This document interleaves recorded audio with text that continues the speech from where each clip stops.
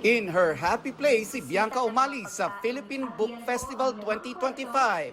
Certified bookworm si Bianca kaya tuwang-tuwa siya sa Book Fest kung saan na-showcase ang daan-daang Filipino authored books.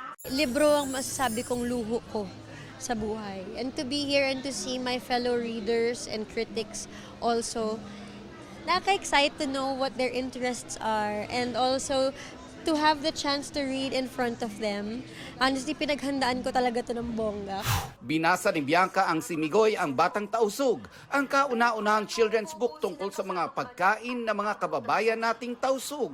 Nagkaroon din ng cooking demonstration para mas maipakilala ang Tausug delicacies.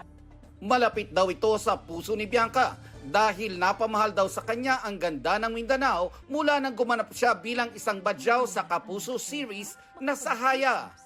It is refreshing and it is boastworthy to have a book about their culture, about their food, about the color of their life. Kasi yun yung highlight dun eh.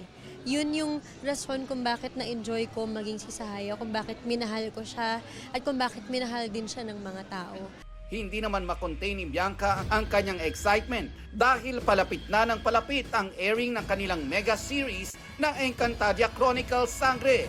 Hahangaan at mamahalin daw ng viewers ang kanyang role bilang Terra.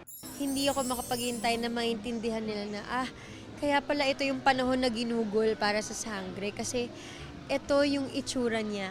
Ito yung effort ng dugo at pawis ng mga tao na bumubuo ng Sangre.